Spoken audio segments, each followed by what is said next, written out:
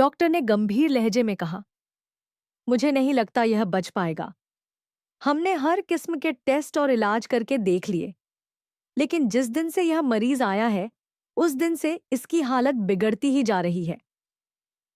मरीज के घर वालों ने कहा था कि कुछ दिन पहले उसने अपने कमरे की दीवार पर एक बहुत बड़ी लिजर्ड देखी थी। उसी वक्त स्थित से उसकी हालत खराब हो गई थी। डॉक्टर ने सिर हिलाते हुए कहा, मुझे नहीं लगता यह मेडिकल का मसला है। मेरा मशवरा है कि आप किसी रूहानी आमिल से इसका मुआयना करवाएं। घर पर अमजद अपने अब्बू से बोला, अब्बू, मैं आज काम पर नहीं गया। कंपनी ने कल मुझे नौकरी से निकाल दिया। समझ नहीं आता, मैं काम में माहिर हूं, फिर भी हर कंपनी कुछ ही दिनों में निकाल देती है। शायद हमारे साथ ही कोई मसला है। चाचा जान की तबीयत अब कैसी है? हाई ने जवाब दिया, डॉक्टर ने कह दिया है कि यह मेडिकल का नहीं, बल्कि रूहानी मसला है। कल मैं एक आमिल के पास जाऊंगा, देखते हैं क्या बनता है। उसी बीच बाबा से भी बातचीत हुई। उसने बताया कि उसके भाई की हालत बहुत खराब है, जबकि सारे टेस्ट ठीक आए हैं। बाबा ने गहरी सांस लेते हुए कहा, तुम्हारी फूफू ने उस पर जादू कराया है। भाई ने चौंक कर कहा, लेकिन बाबा, हमारी तो कोई फूफू ही नहीं। बाबा ने मुस्कुराकर जवाब दिया, तुम्हारे भाई की बीवी की तो कोई फूफू होगी ही। हाँ, बस उसी ने जादू करवाया है। बाबा ने इलाज का तरीका बताया। उन्होंने पूछा, तुम्हारी जेब में कितने पैसे हैं? भाई ने कहा, 1.5 लाख रुपए। बाबा बोले, ठीक है, काम हो जाएगा। तुम्हें बस कल एक सफेद बकरा लेना होगा। शुक्र करो कि मरीज ने नीला सूट नहीं पहना था, वरना मामला और पेचीदा हो जाता। भाई हंसते हुए पूछा, बाबा, जादू का तोड़ आप करेंगे या बकरा करेगा? बाबा ने जवाब दिया, बकरे के जरिए ही इलाज होगा। उसी वक्त एक पागलखाने का मरीज भी बाबा के पास आ गया। उसने शिकायत की, बाबा, पिछले हफ्ते आपने कहा था कि मेरा महबूब मेरे कदमों में आ जाएगा, लेकिन शादी ही नहीं हो रही। उल्टा लड़की के भाइयों ने मेरी टांगें तोड़ दी। बाबा ने फिर वही फार्मूला दिया। उन्होंने कल कौन से रंग का सूट पहना था? काला रंग का।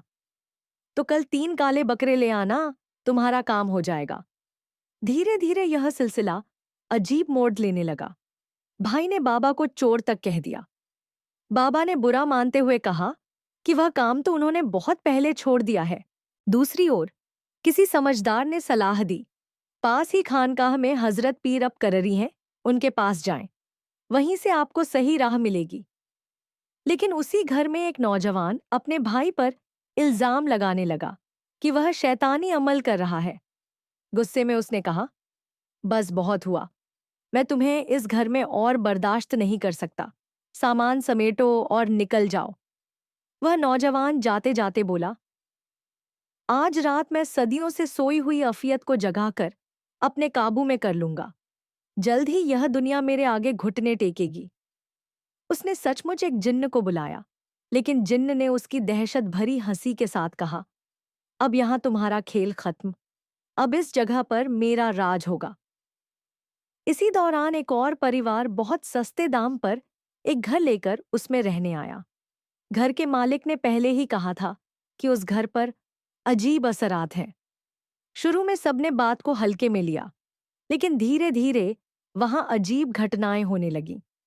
रातों को सर में भारीपन, कमरे में अजीब आवाजें, और एक दिन तिजोरी से पैसे तक गायब हो गए। तब समझ आया कि यह घर काली ताकतों का अड्डा था। आखिरकार परिवार पीर साहब के पास पहुंचा। उन्होंने कहा, आप सब मिलकर सुबह शाम पांव पानी में डुबोकर 1100 मर्तबा या कहर पढ़ें। इसके असर से शैतानी ताकतें झलकर खत्म हो जाएंगी। यह अमल 40, 90 या 120 दिन तक जारी रखें। उन्होंने नए घर में जाने के लिए 4 अमल बताए। 81 मर्तबा सूरह यासीन, घर के चारों कोनों और बीच में 11 बार आयतुल कुर्सी, हर कोने में 3 बार अजान, और नए घर में जाकर गरीबों को खाना खिलाना। परिवार ने पूरे यकीन के साथ यह अमल शुरू किया। धीरे धीरे मरीज की हालत में सुधार होने लगा।